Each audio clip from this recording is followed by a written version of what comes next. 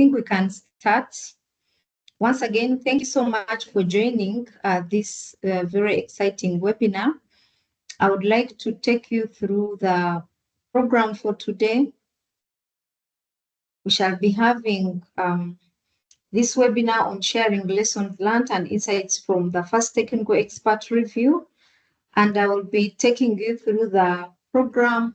But most importantly, the aim of this webinar is to facilitate knowledge exchange sharing within Anglophone Africa network by showcasing the first-hand experiences from countries that have successfully submitted their BTR, first BTR reports, and also undergone the technical expert review process. This will be aiming to encourage countries that have not gone through the process so that they can have a soft landing.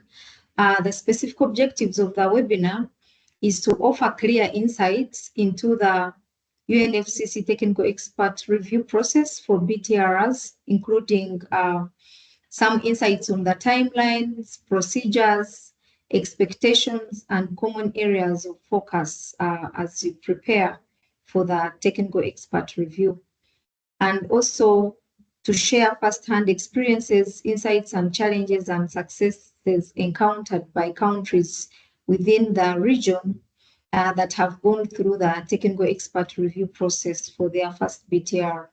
The last objective is to share how participation in the technical expert review process by reviewers helps national level processes. So we shall also be hearing some insights from those who have participated in reviewing other countries' BTR reports and how it was really very instrumental, either in fast-tracking the process, but at the same time, helping to prepare the technical expert review.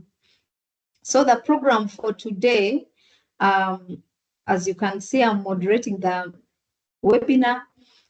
We shall have an overview of the technical expert review process by Malan from the UNFCCC, and then we shall have insights into the technical expert review process, perspectives from countries that have gone through that, and we are going to be represented by Ms. Vilmla from Mauritius, and then we shall have two speakers who will be giving us insights on the technical expert review process, perspectives from the technical expert reviewers, those that have participated in the international reviewing, but also from the CGE perspective. We also have our colleague Sandra represented here, who is the chair of the CGE, and she has participated. She will also be giving us her insights on that. But we also have Mr. Yamikani Idrisa from Malawi, who has participated in reviewing other countries' BTR. And then we shall have one session for questions. So we shall expect that you keep most of the questions so that we can have a very good productive discussion at the end. And of course, then we shall have our Mentimeter survey to close the webinar. And that will be the code. I will still put up the code later. So thank you so much for joining today. We are supposed to take a photo. I hope as we wait for other colleagues, we can still open our cameras and take a photo. Maybe if we get more participants, we shall also take another photo. But at the moment, I think let's take the photo. Kindly open your cameras.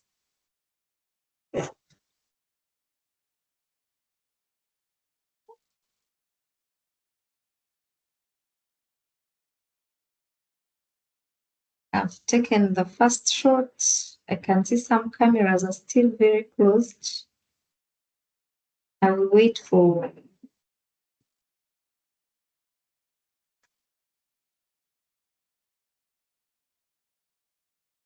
taken another shot. Yeah, thank you so much. So at this moment, I will hand over to Malan for the first part of this webinar. Malan, over to you. Thank you. Okay. Thank you, Sheila. I think I need some sharing rights to share my presentation. Okay, so in the meantime, just let me introduce myself. Uh, Good afternoon, everyone. My name is Marlon Pillay, and From my side, I cannot hear you. ah, Yeah, we I can. don't know if others can hear you. Yeah, we can hear you. so some can hear me. Yes, we Yes. can hear you, Marlon. Yeah, we hear you. Sheila, you can check your sound from Yes, your now end. I think now I can hear him. Okay. So Sheila, I need some sharing rights so I can share the presentation, please. Okay, thanks everyone for clarifying that you can hear me. And yeah, just let me introduce myself quickly. I am a program officer here in the Secretariat in Bonn, and I'm helping the countries with their climate change reporting. So very happy to be here today and also share in the success of Anglophone Africa region for submitting their first BTRs and uh, uh, some of you in the midst of preparing them as well. So my presentation for today is about the technical experts review process. And I want to give you some overview of that together with the facilitative multilateral consideration of progress. We call that the FMC process. So, Sheila, would you be able to? From my side, you should Yeah. be able to present. Okay, so I don't see the option. Maybe you could kindly share with me the presentation and I share, but on my side, I've checked. It's open because you are a co-organizer. Okay, just give me a second.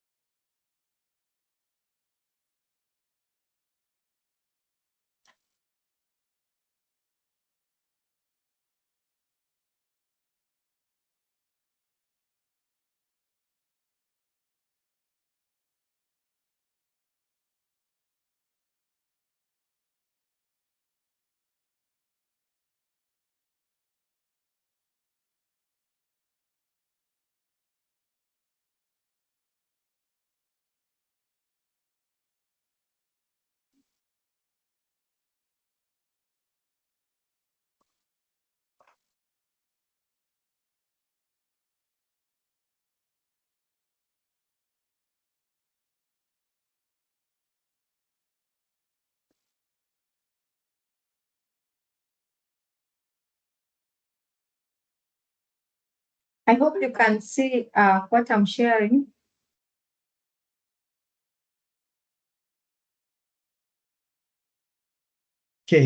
Okay, great. Thank you.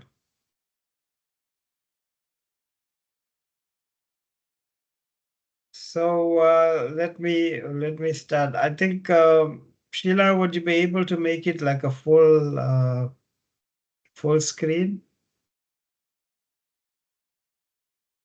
Okay. All right. So to start the webinar, we're going to have an overview of the technical expert review process and the FMCP. So Sheila, please can you go to the next slide?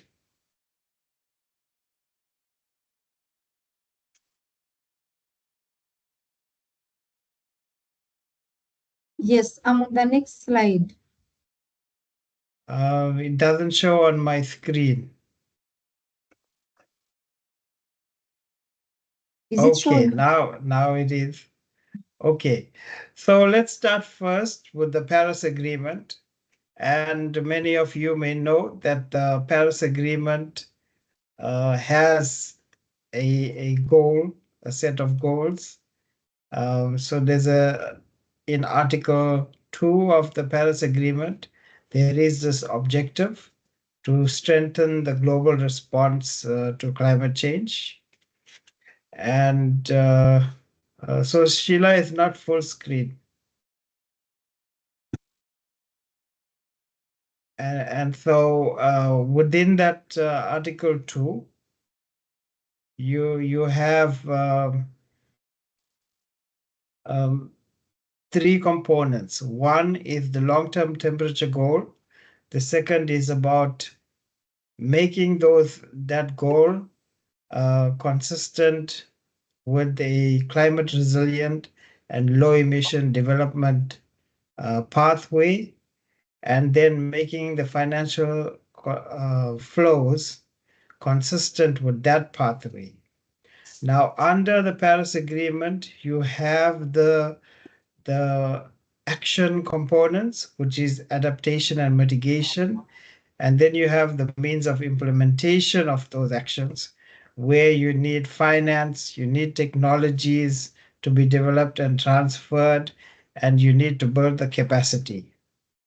So within the Paris Agreement, also we have this accountability mechanism, and that includes the transparency of action and support process, the global stock take, and then the aspect about facilitating implementation and promoting compliance. Next slide, please. So when you look at the architecture of the ETF, we have three main processes. The first is about preparing the Biennial Transparency Report. And you see there are 5 chapters for the BTR, consisting of your GHG inventory, the progress or achievement of your NDC, an adaptation component, and support. So developed countries need to provide information on the support they have provided and mobilized, and developing countries need to provide information on the support needed and received. Now, once the BTR is prepared, it will go through the technical expert review process.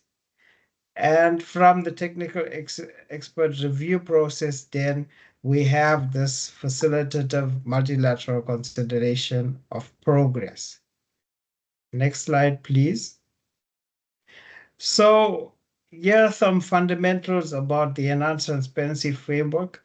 Firstly, the enhanced transparency framework, modalities, procedures, and guidelines that was built on the experiences of countries under the MRV system, under the convention. And the ETF, it recognizes that parties are at different starting points on their journey in climate reporting, and especially for preparing their BTRs. So it recognizes that. It introduces this concept about continual improvement over time, recognizing that quality of reporting will improve over time. And then it also introduces the concept of flexibilities. So countries that, in the light of their capacities, cannot as yet to make certain reporting provisions, meet certain reporting provisions in the ETF modalities procedures guidelines, that there are some specific flexibilities that they can use. And of course, they also, the Article 13 of the Paris Agreement highlights that support needs to be provided to developing country parties to be able to meet their reporting obligations. Next slide, please. Now, what are some of the key provisions on biennial transparency reports? So firstly, the first biennial transparency report with your national inventory report, if submitted as a standalone document, needs to be provided by the latest by 31st December 2024. And I will give you an update later on what's the status of that. And there is some discretion afforded to LDCs and SIDS about when they can submit their BTRs. And then the flexibility provisions that are specified in the modalities procedures guidelines, the application of that is to be determined by the developing country party themselves. And of course, together with that flexibility, improvements in reporting over time should be carried out, and that should also be provided as part of the BTR. You will also notice in your BTR that there is a chapter on adaptation, and so relevant documents in the process, like your national adaptation plan, your adaptation communication, etc., can be used as references in your BTR if that is the correct most recent information that you have. Now, BTRs need to be submitted no less frequency than on a biannual basis. And the Secretariat also has been requested by parties to prepare a few reports, a synthesis report and an annual report on the technical expert review process. Next slide, please. So here is a quick outline of how your BTR should be structured. First, you will have a chapter on your national GHG inventories. Second, on NDCs. The third on adaptation. And the fourth or fifth on support. Now, what you will notice as well is that some of these chapters have some tables. We call them common reporting tables and common tabular formats that need to be submitted as well. And so the information that you report under the chapter, together with the tables, provide the full context of what you are reporting. Now, certain aspects, like when you have an NC and a BTR that can be submitted together when the reporting cycle allows for that, then you can add certain aspects from your national communication that you would have covered in your national communication as part of that, and submit the NC report, NC and BTR jointly. So you don't have that burden of reporting the same information in two documents. Next slide, please. So now let's look at what comes after the BTR submission. Next slide. And here you see the diagram. about the loop that happens when you have your BTR ready. So your BTR enters into the technical expert review process. In that process, there's a team of technical experts that have a look at the consistency of that report with the MPGs.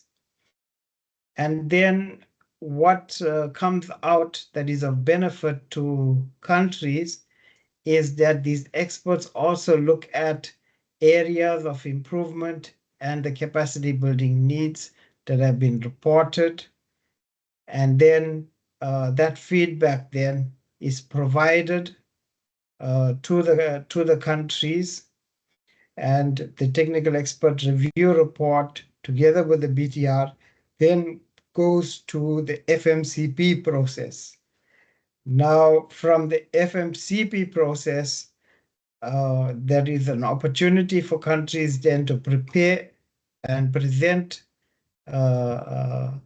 information in the BTRs and from their experience in the technical expert review process.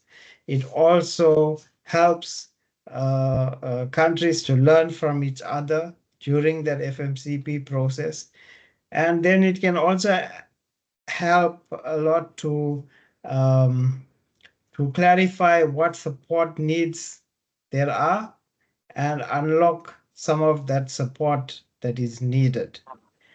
Now, of course, the outcomes from both the technical expert review process and the FMCP can be used to improve the reporting for the next reporting cycle of your BTR.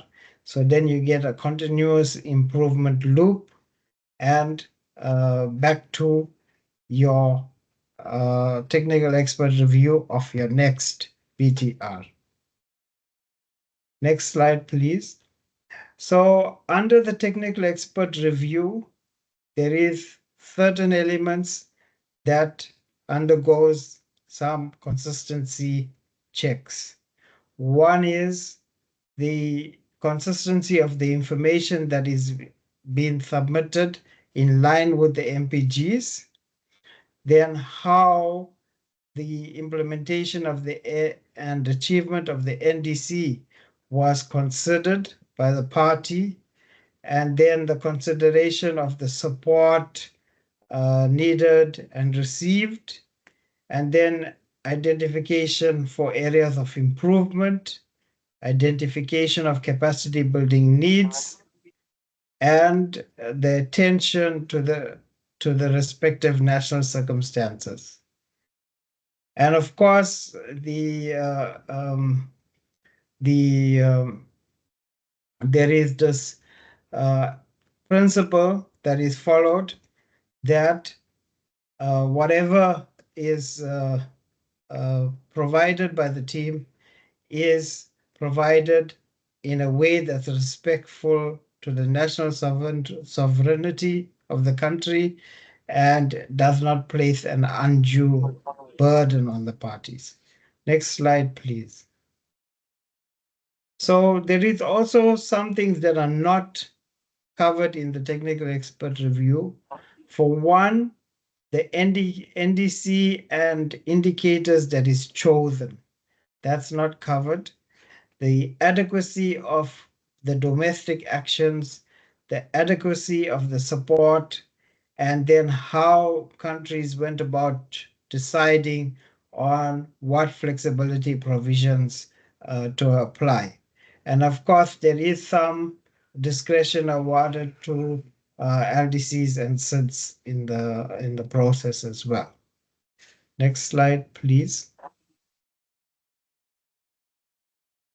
So not to forget as well, there are some countries that used to submit together with their BORs a link with the RED Plus or annex with information on RED Plus. That was for the payments process. And that also applies to BTRs as well. So for those countries that have the technical annex to for RED Plus, you can continue submitting that together with your BTR. Next slide. Now, this is just an example of the timeline that you can expect in terms of from when you prepared your BTR to how long the technical expert review process takes place. So you can see that you will make a submission. There is a point where uh, together with the party, the secretariat will review and agree on the review date with the party. Then a technical expert review team will be established, and there is also a review week that will be held where the party is given the opportunity to uh, discuss online with the um, technical review team and prepare the review report. Now, of course, now there are various ways of which these reviews happen, and I'm not going to go into all the details, but for the first BTR, on-site review is necessary, and then, of course, then other BTRs can happen more like desk reviews, and until the next on-site is due. So next slide, please. Now, when we look at the FMCP process, so the FMCP, once your technical expert review report is published, then parties are invited to participate in the FMCP. The first stage is there is a question and answer phase where parties can submit questions through an online platform, and the party that submitted their BTR can then provide information and respond to those questions. And that is compiled and published on our webpage. Then at every SBI session, we have an event where parties then can present their PTR and technical expert review report, and other parties can then engage with the party in discussions around what was presented. Next slide, please. And this is a typical timeline that you can expect for FMCP. Yeah, you can see there is the submission of the questions online and then the working session as well. Next slide. Now, what are some of the benefits of participating in the TER and FMC process? One, we've heard from parties that it produces an independent assessment of their BTR, and that demonstrates their commitment and accountability for the process. It also informs the global community on the progress that's been made, and it deepens the understanding of what domestic climate actions were taken. And of course, then national experts also gain some exposure and also some learning about what best practices are out there that's been used by other countries. Now, in the FMC process, it allows also the glimpse into the actions, successes, and challenges that countries have faced in implementing their climate change commitments. It also helps to build some trust and confidence, and it provides a neutral platform in which parties then can engage with each other in a space that is neutral and open for them to discuss. Next slide, please. Now, just a quick update of where we are in terms of the BTR 1, and you will see that around 106 BTRs have been received so far. 19 of them are from LDCs and SIDS, and in the Africa region, 20 out of the 53 countries have submitted their first BTRs. And then in May to December last year, there were 3 technical experts reviews that was done. And in February and March, 9, April and May, 20, and now in September, October, they will have around 12 technical experts reviews that will be done. Next slide, please. And of course, there is also these simplified reviews where there is a national inventory report that is due, that was not due, not in a year that was a BTR was not due. And so far, 41 submissions of that NARs was received from Annex 1 parties and were subjected to simplified reviews. So this simplified reviews is for the Annex 1 parties. Next slide, please.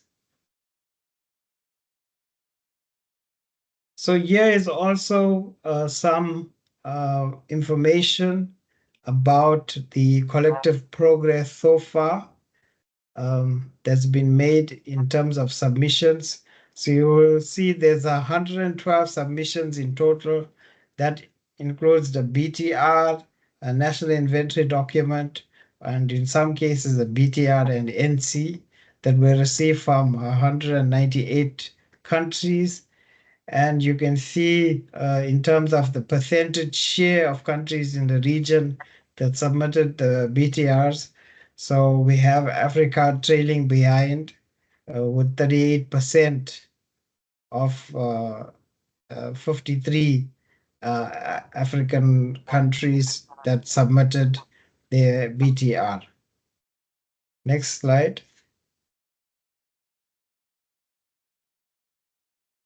Okay, so in terms of the technical expert review process, there are also some challenges and opportunities.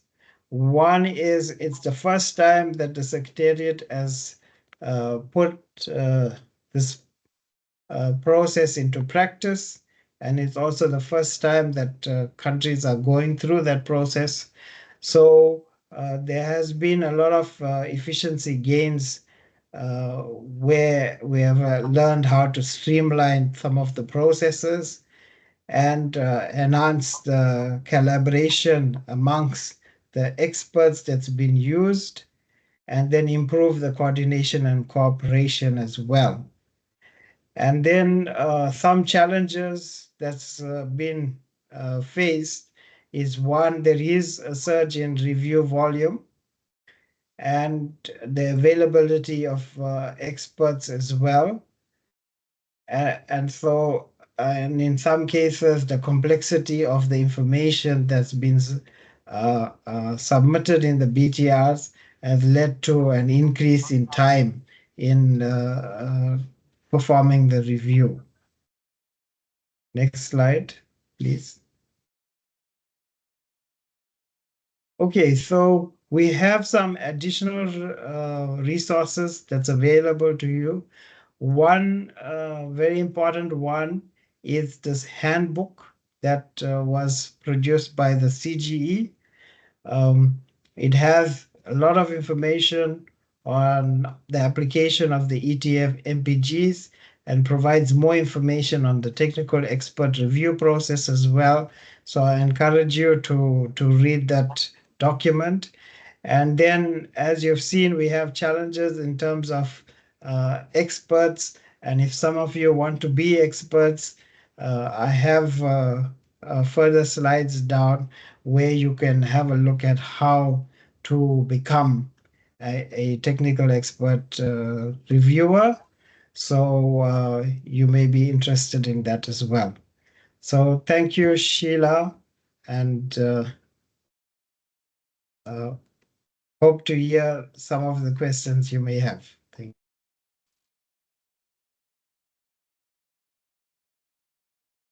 you. Okay, thank you so much.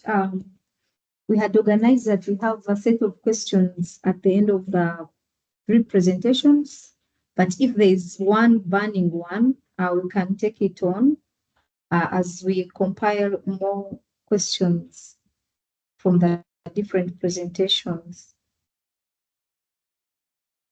If we don't have, I'll invite our next speaker, Ms. Vimla from Mauritius, to share her experience in participating in the technical expert review or in conducting the technical expert review for Mauritius.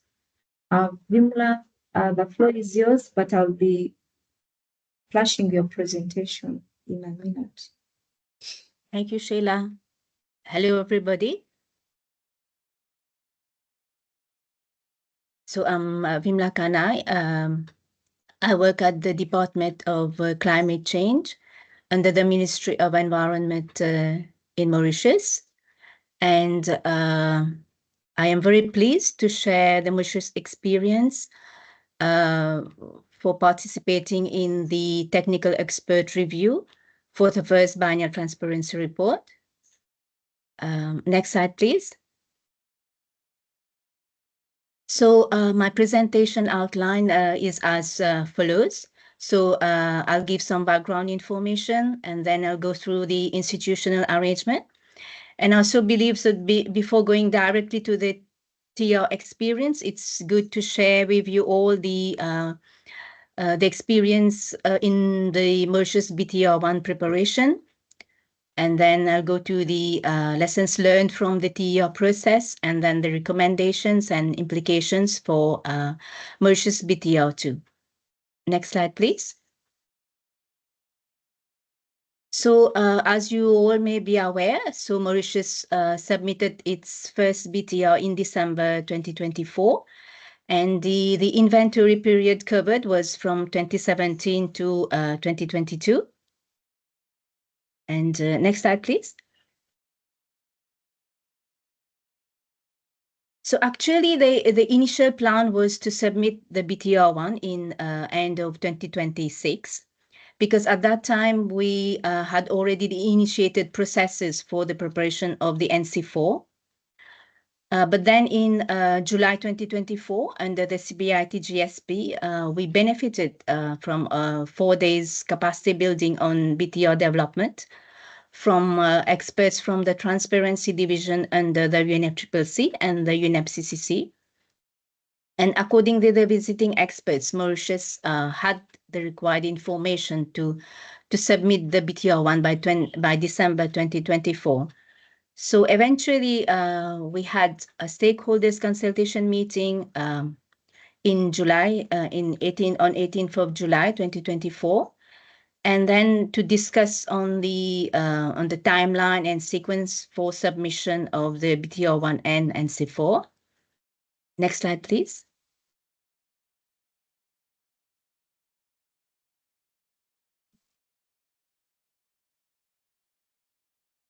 Next slide, please.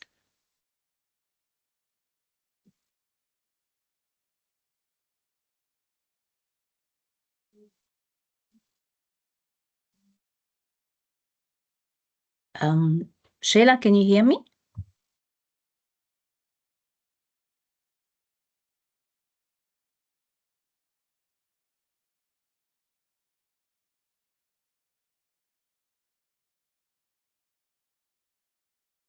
Apologies about that. I hope I'm back. I don't know what happened. I hope you can hear me. Yes, we can hear you.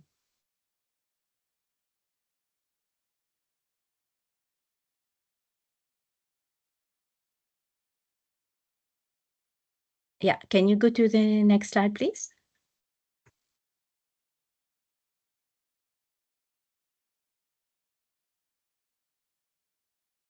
Okay, thank you. So so we agreed, we took the decision that we will submit the BTR1 by December 2024, and then the NC4, now upgraded to the combined NC4 BTR2, will be submitted in December 2026. And the approach we agreed was that the institutional arrangement already set up for the preparation of the NC4 would be used for the preparation of the BTR1. And the NC4 preparation process would be temporarily put on hold to allow the preparation of the BTR1 to be completed by December 2024, as same stakeholders are involved in both processes. And also an international consultancy firm would be recruited for the preparation of the BTR1. Eventually, after a procurement exercise, the recruitment was made in October 2024. So you can all imagine the pressure the coordinating team, the local experts had from August to December 2024 to complete the BTR1. Next slide, please. So this is the institutional arrangement which we used. So the slide the diagram you're seeing is the institutional arrangement which we have been using since the preparation of the third national communication. So it's a more formalized institutional arrangement whereby we have the Climate Change Committee, the Project Steering Committee, and the Project Steering and both the Technical Committee. And we have the setting up of different technical working groups. And for the GHG inventory, the sub-technical working groups for the different sectors are identified as per the IPCC categories for reporting emissions and removals. And for each technical working group, we have the nomination of a chair, identification of relevant institutions, and members are responsible for the provision of data and information pertaining to the different sectors. So the approach adopted is a participatory stakeholder consultation process, and around 50 institutions were involved for the BTR1 preparation, including government institutions, parastatal bodies, academia, private sector, and NGOs. And for the BTR1 preparation, there were mainly two technical working groups which were active, namely the GHG inventory mitigation measures and the one on the financial, technical, and capacity needs one. Next slide, please. So for the preparatory phase, BTR1 preparatory phase, and so while awaiting for the consultants to be on board in October 2024, we made the necessary arrangements to get all the data and inputs ready so that we could meet the deadline of December 2024. So there were templates for data collection prepared by the Environment Statistics Unit. And we had technical working group meetings organized for data collection and provision of inputs. And there was a total of 25 meetings which were organized, including project steering and technical committees. Next slide, please. So for the BTR1 preparation, the reports were prepared by an international consultancy firm with inputs and data from relevant stakeholders. And for the GHG inventory, so we used the 2006 IPCC software, and the data were then exported to the ETF tool by the consultants. So the main GHG covered were the carbon dioxide, methane, nitrous oxide, hydrofluorocarbons. And for most of the sectors, except for the energy, we used default emission factors. And with respect to the activity data, so only for the energy, forest and waste sectors, there was some level of disaggregation used. Next slide, please. So the main areas where flexibility were applied. For the GHG inventory, flexibility was applied for time series, so necessary data was available as from 2000 instead of 1990. And instead of 7 gases, so 4 gases were covered. For the NDC tracking, estimates of expected and achieved GHG emission reduction were reported where data was available, and projections were extended to the endpoint of the NDC. And also projections were undertaken using a less detailed methodology. And for adaptation chapter, only an overview of the progress made so far was provided. The detailed analysis is meant to be provided in the forthcoming NC4 and the National Adaptation Plan. So we have the NAP readiness proposal has been approved by the GCF on the 18th of April this year. And for the financial technology development and transfer and capacity building support needed and received, so we have provided the information available, and especially for the finance part, we have inputs which has been provided from the Ministry of Finance. Next slide, please.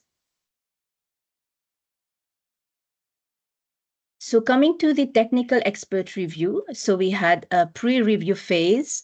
So there was a preparatory virtual meeting with the UNFCCC Secretariat, where they gave us an overview of the TR process and all the logistic arrangements required, and how to access the online platform, where we had to respond to the queries raised by the technical expert review team, by the TED.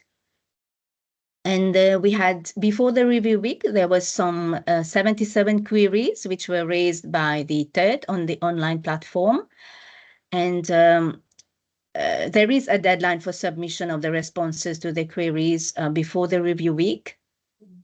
And the approach which we adopted to provide the responses were that, so we shared all the queries with the members of all the technical working groups for inputs. And if time allows, you can have sector-wise meetings for drafting the response.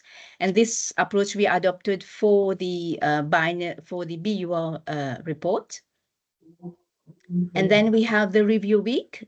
So during the review week, there is presentation by the sector-based local experts, and there is discussions, clarifications on queries raised by the TED. And we also had 30 additional queries which were raised on the online platform.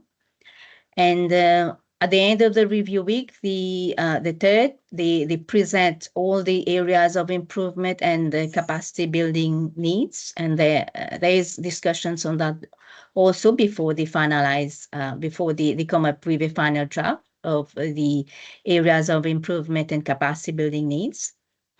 So here I would like to highlight that it was really challenging for Mauritius as it states to respond to all those 100 queries, and because but we did it with the support of all our stakeholders, because the coordinating team at the Department of Climate Change is very small. There's one desk officer and a trainee, and we have on and off support from the Environment Statistics Unit. But with the help of stakeholders, we made it. And the discussion, clarification session with the reviewers was also user-friendly. They guided us on how we can improve our reporting exercise. So during the post-review week, so we had to provide response and clarifications also to the additional queries. And the TED will be sharing the draft technical expert review report for comments. So to date, we are still awaiting the draft technical expert review report, and the UNFCCC Secretary has informed that there will be a delay. Right. Next slide, please. So what are the lessons learned from the review process? I think it was One slide before. Yeah, okay, thank you. So some general lessons learned. So for all flexibilities applied, it is important to provide explanations and indicate a tentative timeline for addressing the areas of improvement. And it is also important to reference the correct paragraph number for the specific flexibility being applied. Lessons learned for the GHG inventory. It is important to provide justifications on relevant changes in emission trends. And it is also important to provide clear documentation on methodologies, assumptions, and techniques used to extrapolate missing activity data. It is also important to document the data collection process, QA/QC plan adopted, data archiving procedures, and there should also be proper use of notation keys, whether it is not estimated, not occurring, or not applicable. And if Tier 1 methods are used for key categories, it is important to document the technical or resource limitations that prevent the adoption of higher tier methodologies. And very important, it is to ensure consistency in numerical values for the GHG emissions for a particular sector throughout the report, as well as in the CTF table. There should be consistency between the GHG chapter in the BTR and the inventory report. And also the emissions from agriculture and LULUCF sectors should be reported separately. Next slide, please. So we continue with GHG inventory. For gases not being covered, it is important to provide justification and timeline for addressing the constraint. And there should be good narrative section on areas of improvement for all the different sectors. And if ever there's recalculation using AR5 global warming potential, it is important to analyze the impact on emission trend, any implication on the NDC target achievement. And so for NDC tracking, it is important to provide information on monitoring, reporting, archiving of information, and stakeholder engagement related to the implementation and achievement of the NDC. For example, the institutional arrangement in place to track progress and how information flows. And it is also important to provide information on how the different PAMs are modifying longer-term trends in GHG emissions and removals. Now, for the projections of GHG emissions and removals, if there is technical capacity constraints, it is important maybe to apply flexibility with reference to paragraph 92, for example, maybe in the first BTR. And then in the next reporting example, for example, in BTR 2, then we can apply flexibility with reference to paragraph 102, so that we, for example, that is, we do projections using a less detailed methodology. Because if you include projections in your BTR, so there will be, among the reviewers, there will be someone who will be an expert on the projections, and he or she will seek all the necessary clarifications on projections. So it is important to see carefully how we use the flexibility. Next slide, please.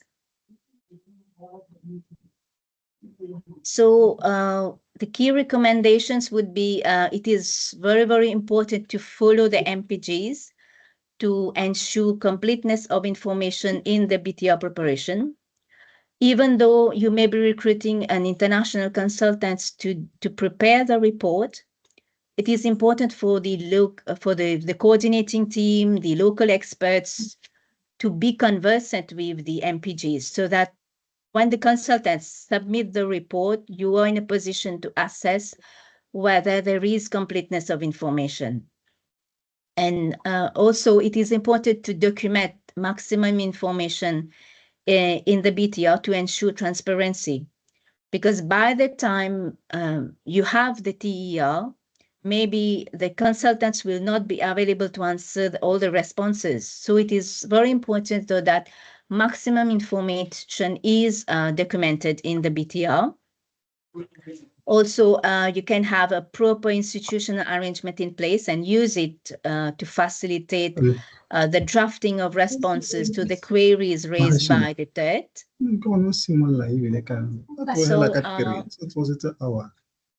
So the implications for the Mauritius BTR2. So the recommendations will be used to improve the quality of the reporting exercise. We also planning to update the land use matrix under the NC4, and also to have a proper documentation of QA and QC plan. So actually how it is that quality control is done at the level of the different stakeholders. So there is quality check before they submit the data to the Department of Climate Change.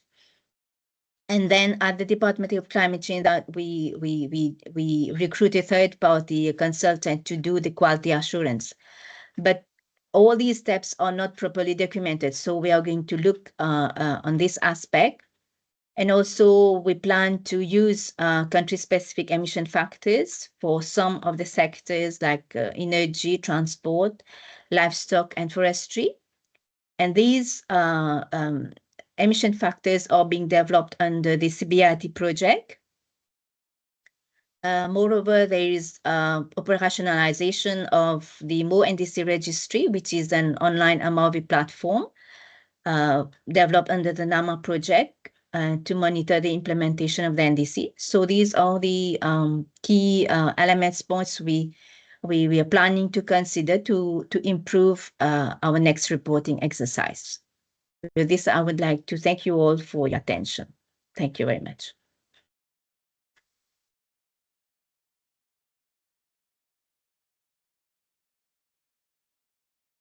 Yeah, thank you so much for the elaborate presentation. I hope members are taking notes of the most important questions and guidance they need to ask from you. Like we agreed that we shall have a very long session on questions and discussions in the last part of this webinar.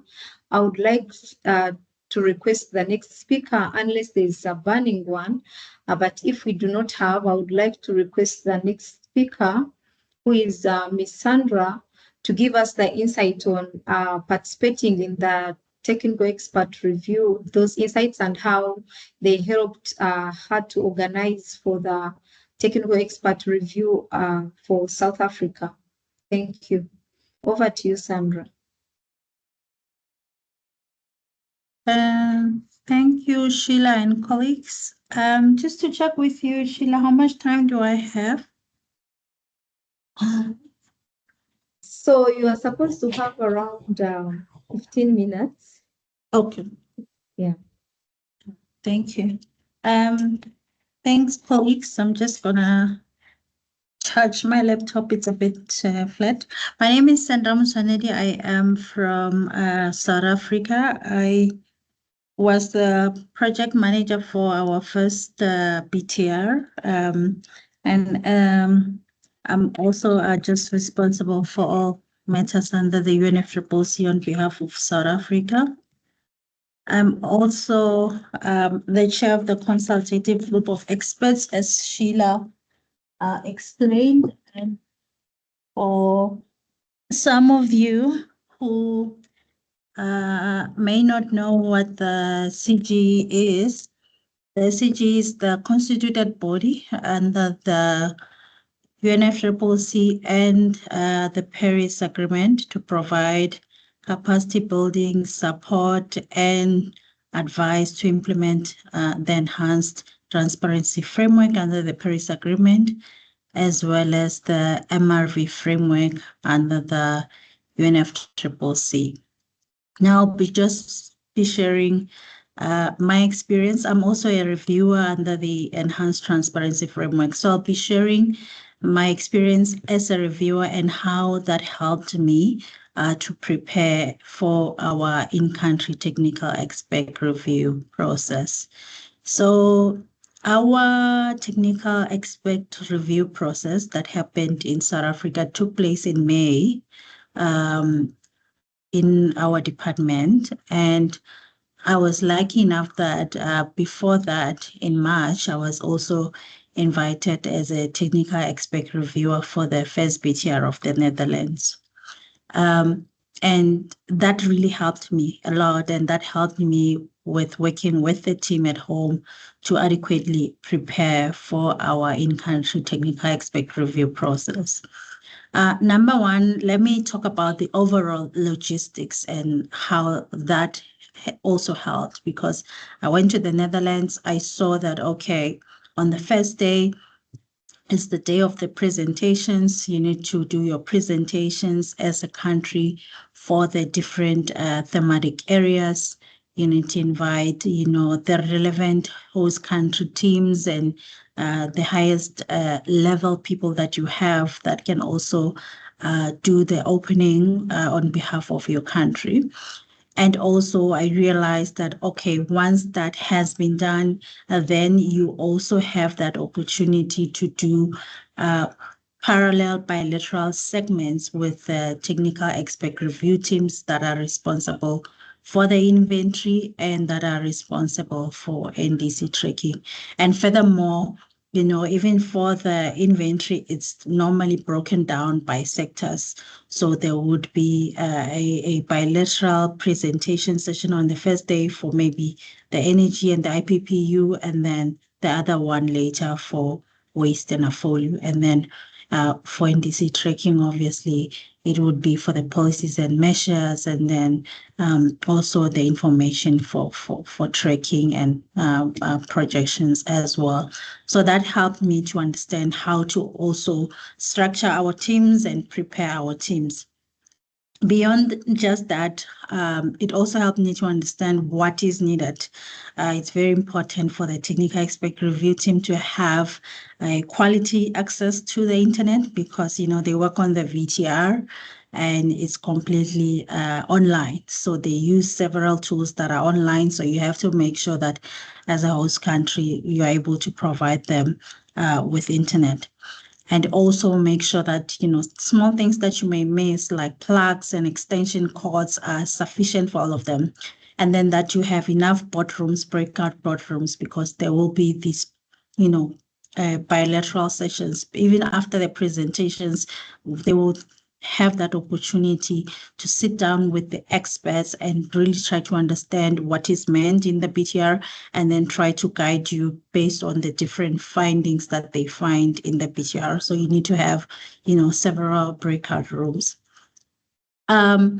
And it's not something that should scare you as well, because if you don't have the budget to do this, maybe in your ministry or organization, you can also use the enabling activities funds, maybe to procure a hotel and then request for all those services. But it's important that the fact that I'm trying to portray here is that just participating in that really helped me to understand how I can coordinate my teams and make sure that all the other small logistics are in place well ahead of that. Now, beyond the logistics process, being a technical expert reviewer helps a lot when it comes to really when you are being reviewed. First of all, this is the first time BTRs are being reviewed. And I got an opportunity to then, obviously I've taken the exams and I've undergone through that. And I also had the advantage of obviously being a reviewer of Annex 1 BRs. So that also helped me. But to a great extent, this is still a new experience. So you first, you will understand that during the review process, the inventory and the NDC tracking chapters, when the reviewers review them, they look at all the provisions. It doesn't matter if it's a may, should, or shall. Obviously, shall are mandatory ones, so they're important. But they look at all the provisions and whether you have met all the provisions. Obviously, if it's a shall provisions, because it's mandatory, that will result in a recommendation. And if it's a should or may, it will be an encouragement. But all of them. They look at them. They look at them in terms of completeness, whether you have complied with every provision, and then they look at transparency, whether the information that you have presented is clear and transparent and understandable. So being a reviewer itself helps you to know that, okay, this is what they are going to look at when they look at my BTR. Also, being a reviewer forces you to understand the review process. So you have to go to the relevant decisions. You have to go to 18 CMA1, the annex, and look at the technical expert review process, the scope of the technical expert review process, what is included, what is not included.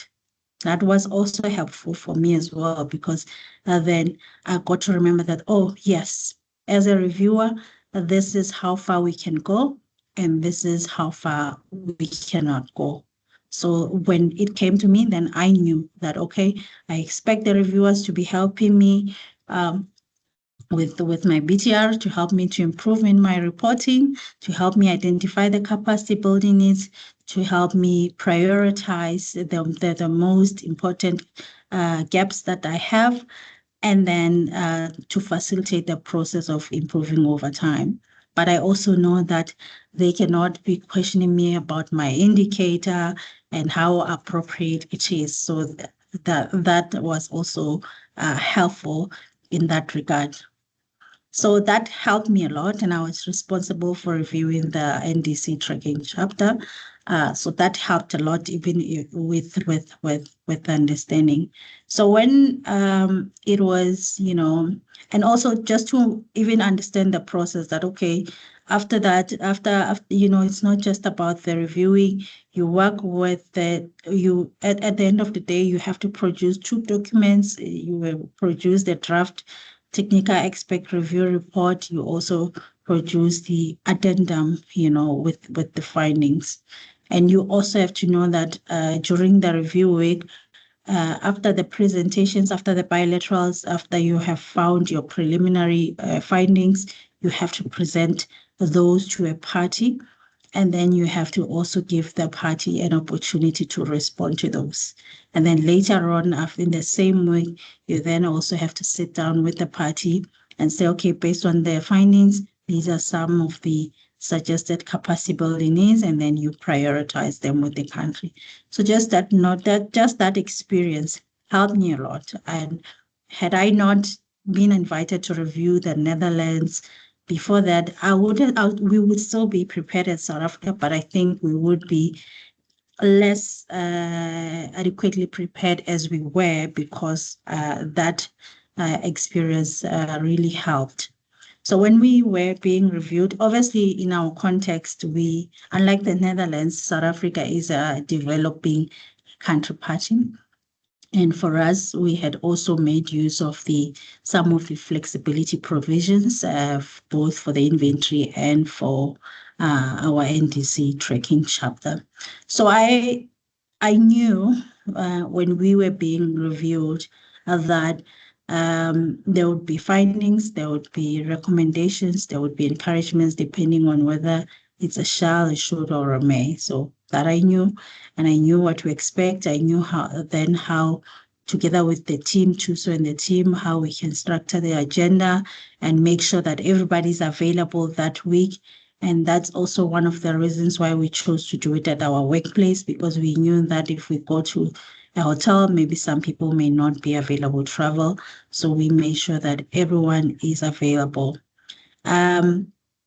What I think also helped is that obviously I know that reviewers are only able to have a finding if a provision is not met. And because we were one of the first developing countries, I think in Africa, we were actually the first developing country to be reviewed, we had used flexibility provisions. And some of the flexibility provisions, I think most of them, we had used them correctly. It's only one on projections where we slightly misinterpreted it. And initially, I think when they were presenting the preliminary findings, there was an encouragement that, the technical expert review team made that we've used this flexibility provision, but we encourage that in future you do this. And because I'm a reviewer, I said, no, you cannot have an encouragement on a provision that is already met. If we've met the provision, we have already identified that we have a gap as South Africa. We have, for an example, I think was about, the NDC end year. We have already identified that we have a gap, and we are projecting up to the end year of our NDC. And we have already explained that constraint in the chapter on information on flexibility, and that we will be able to address this by 2028. So we've met the provision. And then after a certain time, they will say, actually, you are right. When you have met the provision, there's no finding. And obviously, there are certain things that you need to look into. For an example, there's a flexibility provision in para 102 of MPGs. It's about projections and using, less detailed methodology and coverage. And it's so broad. What does less detailed methodology and coverage mean? In our context, obviously, we chose to report on projections, so we didn't choose the main flexibility or not to report on projections. We chose to project up to the NDC end year, and we also used 102 on less detailed methodology and coverage. And because of that, we didn't do any projections by sectors. We didn't do any projections of guesses. And we only did, aggregate projections with and without LULUCF.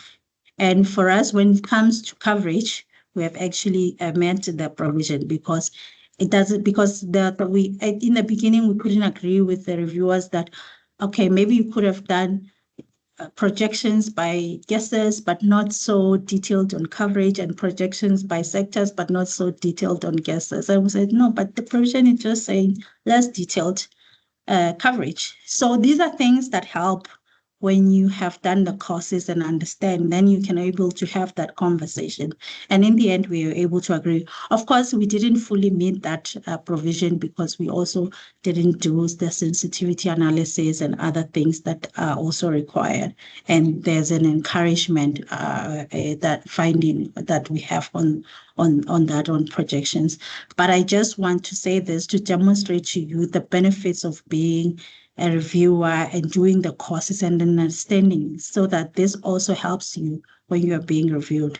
And also, if you are being questioned about your indicator, obviously the review team sometimes have to understand your indicator so that they can understand how you're tracking progress. But you cannot be asked why is this your indicator and things like that. Those are things that are beyond the scope of the technical expert review. But nonetheless, in-country technical expert review process is very, very important. For us personally, we benefited beyond what we had expected, because they were able to sit down with every sectoral expert of our inventory and show us where we need to improve and how we can do things better in the future. They were able to sit with us, even on NDC tracking, that, okay, here, this is the information that you can, actually some of the information you actually have, but you miss. And this is also how you can, for an example, report maybe core benefits and other things like that. And also just to help you with the interpretation of the MPGs. I think there's one provision on NDC tracking about reporting estimates of the impact of achieved greenhouse gas emission reductions. And it's achieved and, expected, but it's saying to the extent possible. And because, you may think maybe to the extent possible means either or. But what it actually means is that you have to do both, achieved and expected, but to the extent possible for you. Maybe to the extent possible may not be every policy and measure that you report, but maybe a group of policies and measures.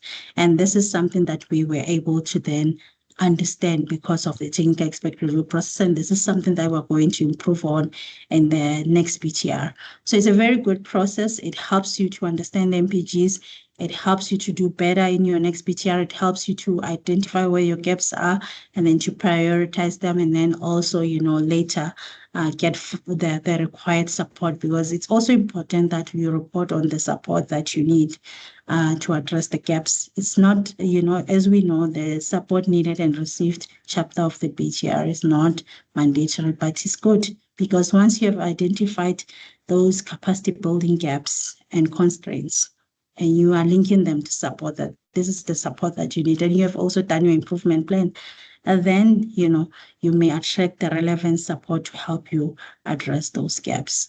So I think, Sheila, for me, that's more or less it. That number one, I know as developing countries, we have that flexibility of doing a centralized review for our first BTR. I mean, all BTRs have to undergo an in-country review, but developing countries have that flexibility to request a centralized review. But I would encourage, if possible, of course, we have different constraints, that if we can, we opt for the in-country review, because that is where you're going to have detailed attention to talk to the reviewers and to have those discussions with them where you agree, where you may not have agreement, and eventually you will reach an agreement. And with all of that, I'm also happy to announce that our technical expert review process has been finalized. We have our technical expert review report now published on the UNFCCC website. And then at COP30, we will be amongst the parties that will be participating in the second facilitative multilateral consideration of progress. So with that, I thank you, Sheila and colleagues. Wow, there was so much to learn, and I think colleagues were taking notes, but also preparing some of the insights where they can ask you questions and some key areas on how they can strategize specifically to learn on how to prepare. I know there are several countries, I think in Anglophone Africa, that are still waiting to go through the process, because I think only 3 have undergone through technical expert review. So I hope your door is open for bilateral questions, but we are really grateful that we are able to share. I see a hand, but we are just remaining with one speaker, then we can have several questions. Unless it's really burning, I'll give you a chance, but we still have some time to ask those questions. I see a hand up. Kindly unmute yourself and speak.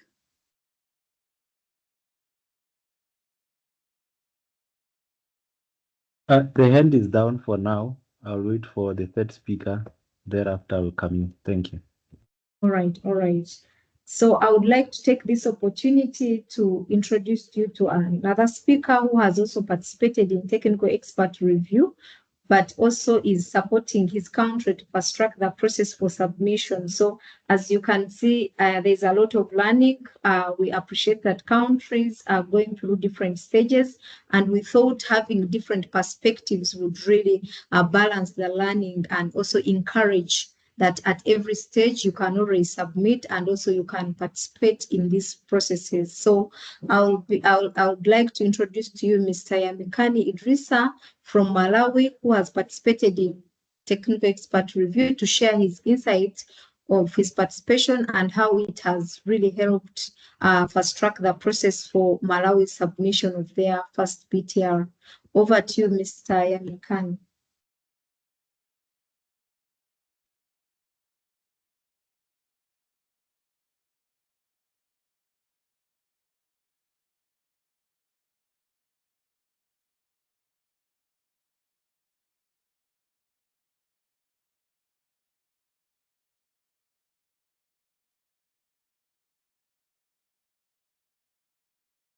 Hello, Mr. Yamikani, I can see you here. I don't know if you are able to unmute and speak.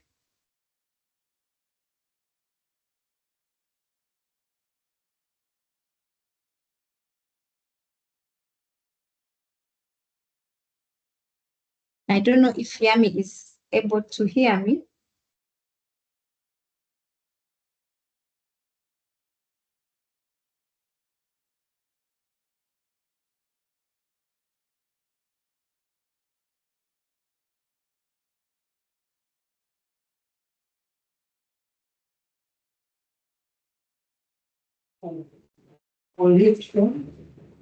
Hello, can you hear me? Yes, we can hear you. Thank you so much for joining. Yeah, thank you. Nice to hear from you, Sheila, and as well as Sandra. It's not easy to speak after Sandra. I think she has explained quite a lot, and she has shared quite a lot of lessons, especially her being from the CGE reviewer, and then also national coordinator for supporting the compilation of South Africa's report. So it's not very easy. But I can also share with you my experiences, and as a reviewer, but also as someone also who is supporting my country in preparing the first BTR. So I concur with what Sandra has mentioned on the part of the importance of being a reviewer. Like myself, I'm so delighted to be a negotiator for transparency, a reviewer, and supporting my country, because at the end, we are supporting the full implementation of the Article 13, the Paris Agreement, being on those three sides. So it helps it. First of all, on being a reviewer, but also a negotiator, it helps to see how parties are implementing how we designed the MPGs. So that's very key on that side, because it helps us to understand if indeed what we agreed as MPGs are applicable and they can be used by parties. And as Sandra mentioned, it also gives an opportunity to understand that some of the provisions which we agreed in the MPGs are so vague, like they cannot easily be implemented. They have different translations, so on and so forth. So that experience, I take it so unique for me, because then I use to cross check. And now when we're going towards the COP in 2028, where we have an opportunity to go to reconsider the MPGs, and then now there are several events coming towards that, and then this knowledge and experience will need help to support the process. But specifically now on how the experience as expert review supports my country, this is more important to myself, considering that so far I have participated in lots of reviews, like since I joined the process, the era of BRs, as well as the NCs. I've reviewed several, but also more importantly now, I've been participating in the reviews for the first BTRs. I participated in the Sweden, which our report has just been published also, I think this year, where we did the in-country review of Sweden first BTR. And as we are speaking now, participating in the review of the Japanese report, the first BTR for Japan. I'm part of the team who is reviewing that. So all the experiences in that process are indeed helping me directly to support Malawi. As currently we are finalizing our first BTR, we are hoping to submit by the end of next month. And if it's latest, it will be before we even go to the COP. But now it's in the final stages are the report. So indeed, it's important to be part of that process. And we learn a lot.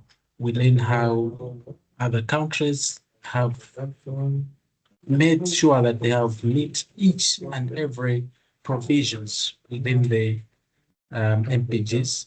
And also, we learn how the institutional arrangements supporting that process are set up in those countries. And we also learn about the systems supporting data collection as well as reporting. So all those then, if taken into consideration, we are able to inform our processes as well at country level. So for the Sweden report, I was reviewing the FTC, the financial technology and capacity building support.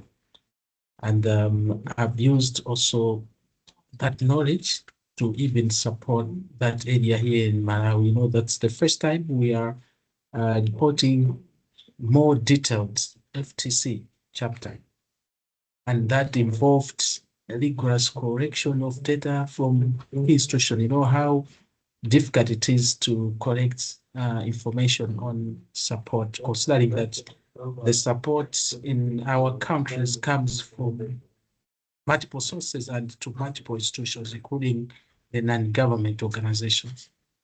So through the experience and the way other countries are connecting, I was able to support or to guide in that regards. And surely we believe that the first BTR for Malawi might not be the best, but we have done our best to ensure that we meet the key provisions. And indeed, as Sandra mentioned, it is also the same expectation that after we submit, then our report will be reviewed. So through the experience and knowledge during the preparation process, I kept on emphasizing to the teams that this is not the end of the job.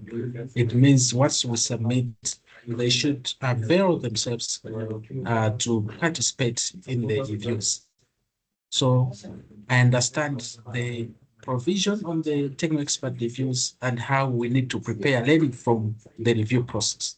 So through that, making sure that while we are finalizing the submission, we should already be preparing ourselves to the review process by having the teams intact, the supporting experts intact, so that once we are undergoing the technical expert review process, it goes smoothly and we're able to respond to the questions and indeed coordinate properly. So a lot cannot be said. I think Sandra has already said quite a bit on that. So I totally agree with what she said, and my additions are those which are for country-specific experience. So I stop there for now. I don't want to repeat anything which Sandra has mentioned because she has really covered everything. It's very difficult to speak after Sandra was here. Thank you. Yeah, thank you so much. A lot to learn. Once again, like I mentioned, it's an opportunity considering that countries are at different stages. They can pick what is relevant for the national circumstances. And now it's a moment from my side, I can just provide a very quick highlight of how the different speakers we had, what the different speakers has talked about, since we are picking mainly lessons learned. From Malan's presentations, for instance, I picked that it's very important for us to understand the processes, the timelines, and thus it can help us to organize our national institutions and the teams better to prepare for the technical expert review. And then from Mauritius, it was really very detailed and comprehensive on how they were able to organize. They had a strategy based on the comments that were received, and they were able to utilize the already existing structures of the different sectoral working groups to be able to respond to the TR.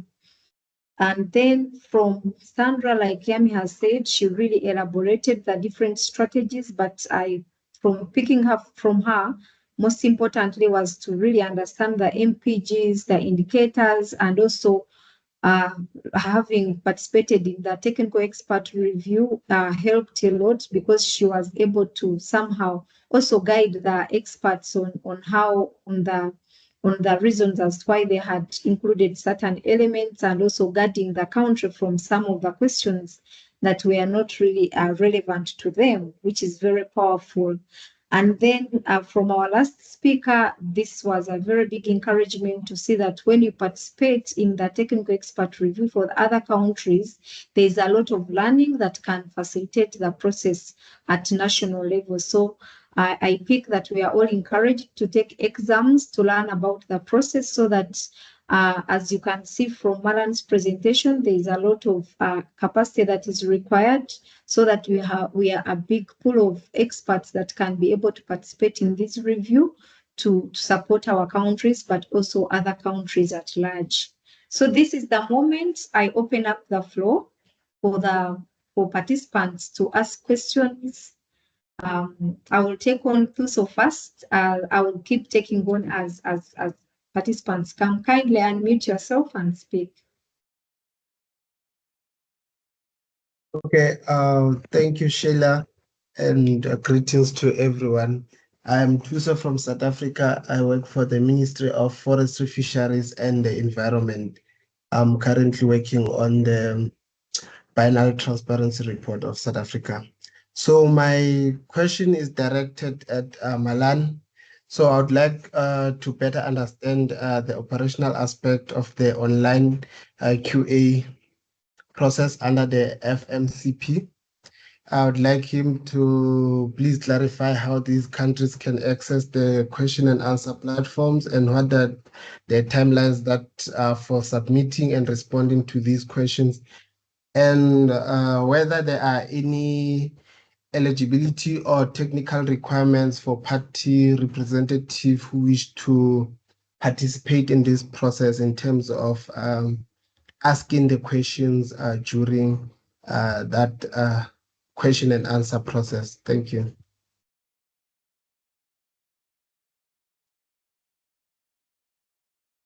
We have another question. That question is specifically for Yami Kani. So kindly be working on that as we wait for another question from Makore. Kindly unmute yourself and ask. Okay, thank you. My question goes to Mauritius. I just wanted to get clarity on the institutional arrangement, the one presented. I'm not sure whether it was only for the GAG, but I just wanted to get clarity whether the FCT as well as the NDC tracking had their own institutional arrangement, or the one presented covers all other sectors. Thank you very much.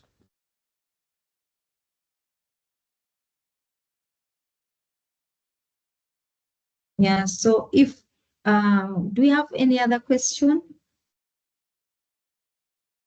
Please, you can also utilize the chat. So I'll give a chance to Yamikani to answer that question first as we wait for more questions.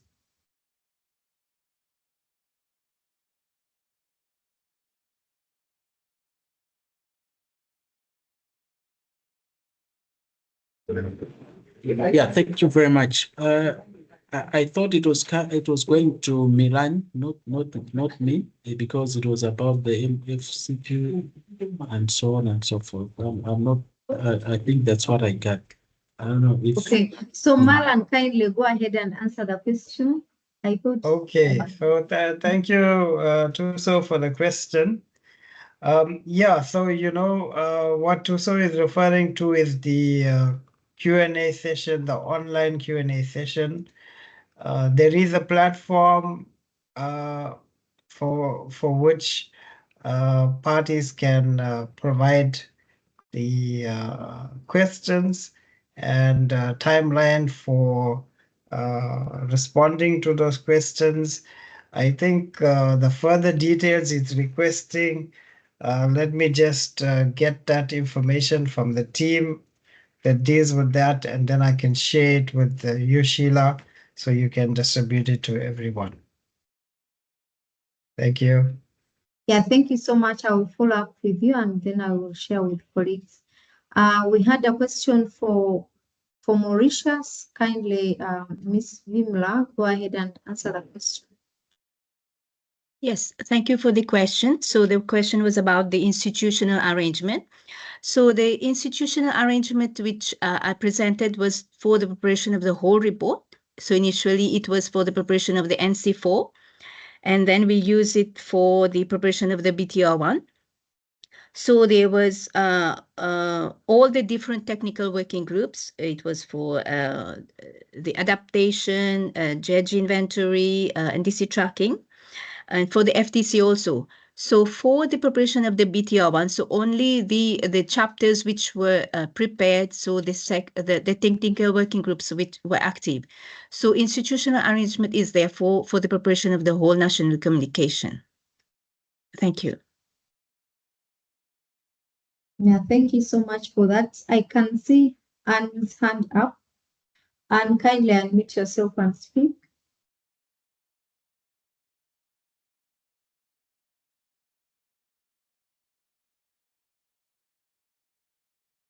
Hello. Hello, Yes, hello. can you hear me? Yeah, we can. Okay, good day, everyone. My name is Anne Umar from Nigeria. I am responsible for the implementation of the Biennial Transparency Report, facilitation and coordination of the process.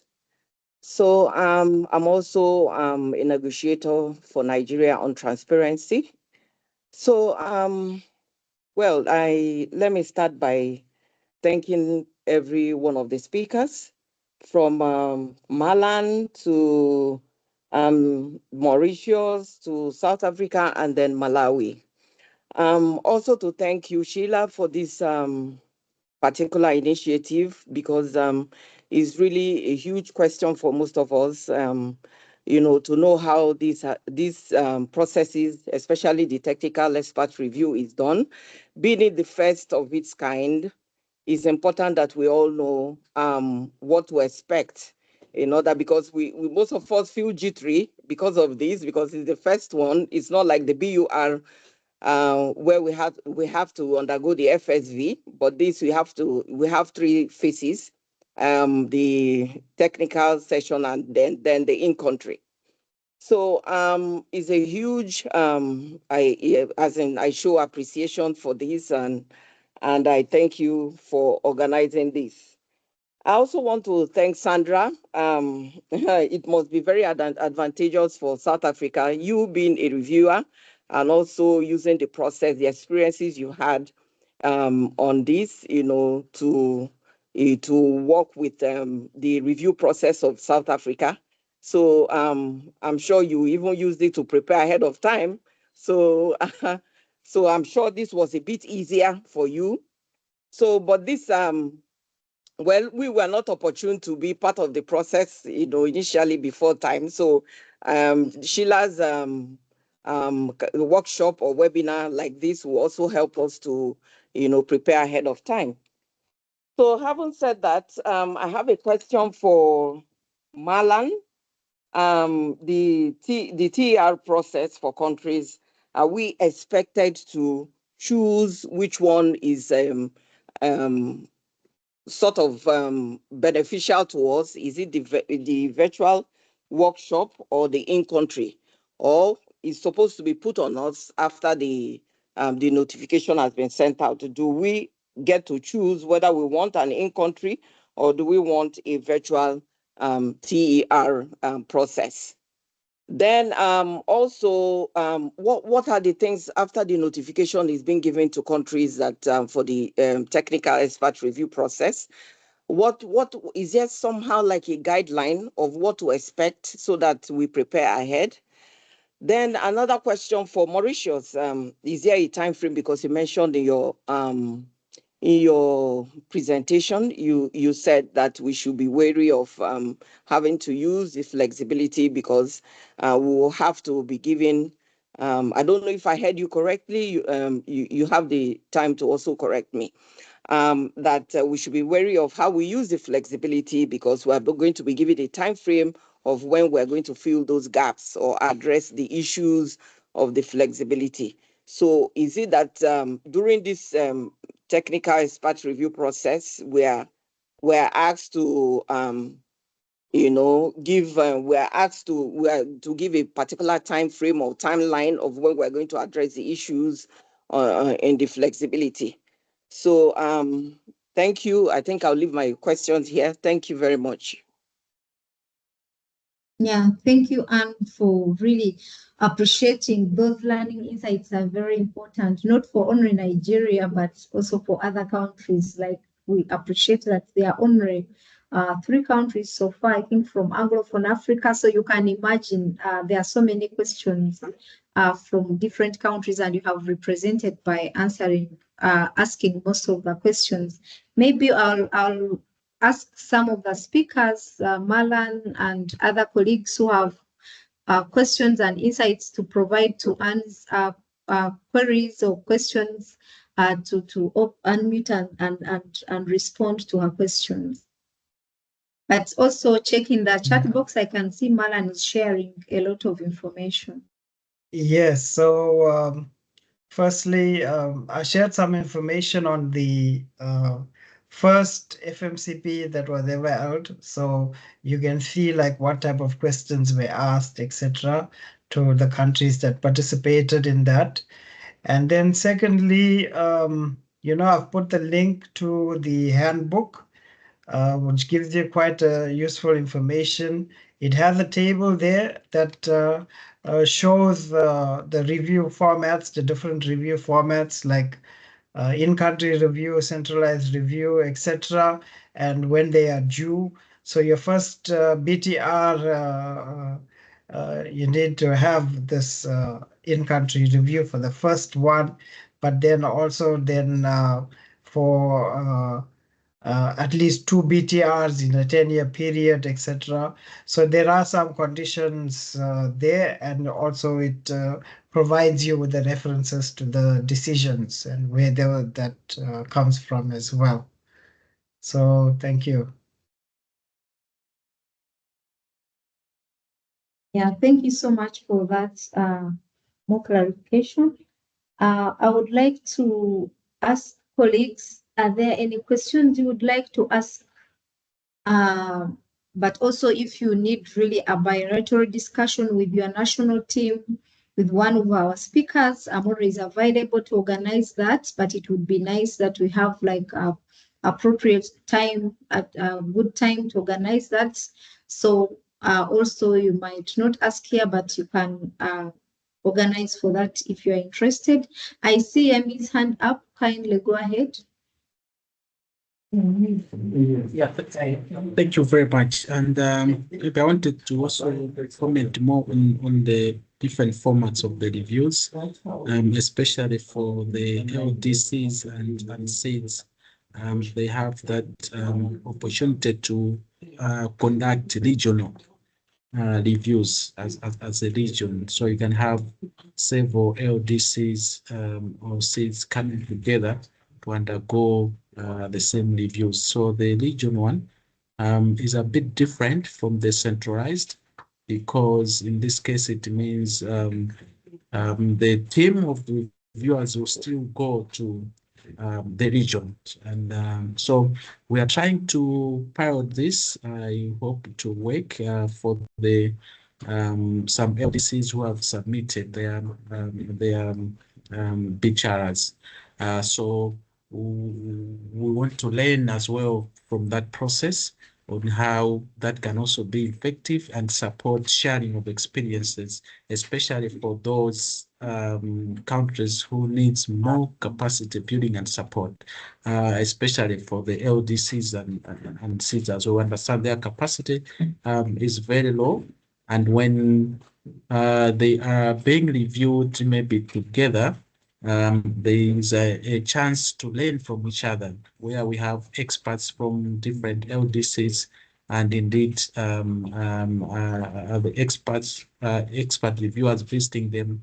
That would also provide a platform for learning. And one of the key things which we are encouraging on that or requesting on that, as per also the provision, is to have more experts also from that region, like more experts from the LDCs as well, to participate in that particular review, so that it gives that chance to learn on the challenges which other LDCs are making. And especially for me as a negotiator as well, it gives me a platform to see myself on how the challenges are coming from all or few LDCs who are participating in that particular review. So that is also trying to check or test that regional provision for LDCs and seeds to undergo a regional review. I just wanted also to mention that. I think it wasn't emphasized here, but there is also that opportunity if you feel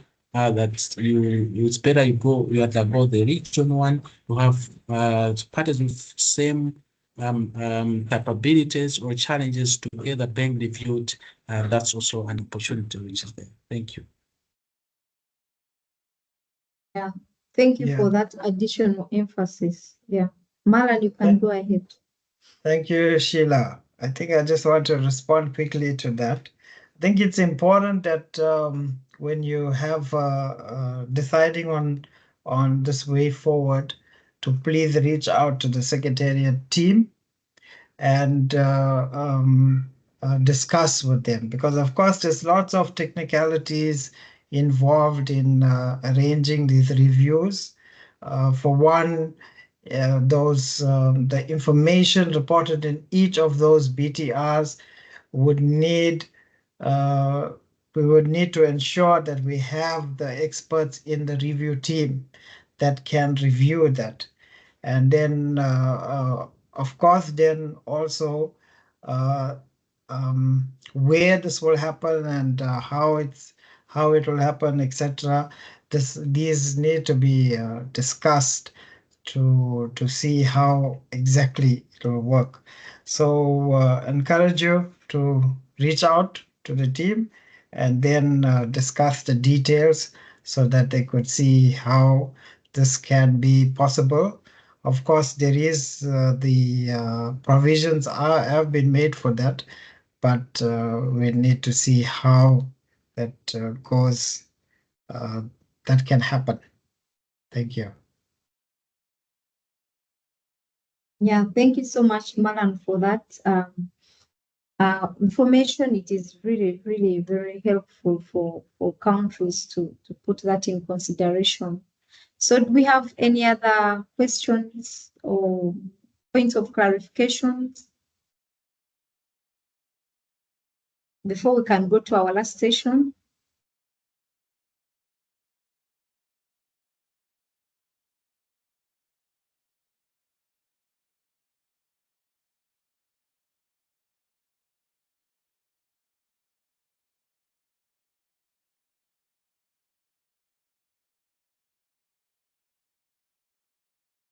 If we don't have any questions, okay, I can see Anne. Anne, kindly go ahead. Thank you, Sheila, for giving me the floor once again. I didn't really get the particular, is it a link or an avenue where we can get the review format? A review format which Malan mentioned earlier here. He said there's a review format. Is it possible for us to get it? I don't know where I can get the link or something. Thank you.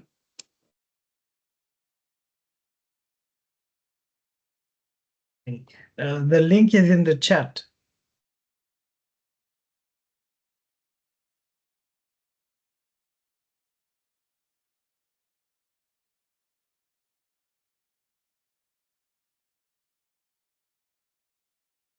Yeah, and the links have been shared in the chat, but I'll pick them and also share them in the email using this meeting's link. So you will also get it on your email. So I would like to take this opportunity once again before we go to the last session to thank our speakers. I think it was really very elaborate at each stage of the speaker from their personal experience. There was a lot of sharing from the heart, and there was a lot of learning. And I hope that when I share the recording, some of the countries might need to go through again to pick some of the insights, especially when they get their dates for their review. I think they could still pick some of the elements. I'll be sharing the presentations also. You can use them as reference points for purposes of preparing technical expert review. So I would like to take this opportunity now to ask you to help me get me a feedback about this webinar. And I will put the link for the Mentimeter in the chat so that you can just click and go ahead. But I will also share here the Mentimeter so that we can go through together. So this is the code. The link is already in the chat. So the code is 46598582. You can just go to your browser and type in www.menti.com, and then you'll be able to get the Menti. It will request for the code. Then you can use 46598582, or you can also get the link from the chat. I can see most of you have already logged in. Yeah, this feedback helps us to organize better. As you can see, we have improved from the last time we were here. So when you give us your feedback, it helps us to organize better. Yes, I can see most of you were satisfied with this webinar. Thank you so much. So how relevant was this webinar? I can see most of you are saying it was very relevant. And then, which other transparency topics are you interested in? As someone is talking about NDC tracking. Yes, we had our NDC tracking series. You can always go to the videos and learn. And I think we had up to, all the NDC cycle, but we shall have more as we get requests from you. But if you have any particular one that you think you can have at a bilateral level, we have also been organizing mutual learning programs. You can approach us and we organize for you. Then development of indicators, institutional arrangement, data matrices. So we shall look into this and organize more webinars. I can see MRV systems. Yes, thank you for that feedback. Do you have any other comments you would like? Good workshop. Thank you so much. Yeah, thank you so much for always joining amidst your busy schedules. We really appreciate that you support us, always engage. Even on the platform, there's always a lot of information. All this information and the webinars are usually uploaded on our platform. So thank you so much. And I would like to, if there's no burning question, we can end here. You can unmute and say bye to your colleagues. I know you sometimes take long to see them, so it would be nice to say bye with your face and a smile. Yeah, so that we can close the webinar. Thank you, Sheila. Yeah, thank you so Thanks, much. Sheila and Thank everyone. You. Thank you very Bye-bye. much. Bye. Bye-bye. Thank you. Thank you. Bye. Bye. Thank you. Bye.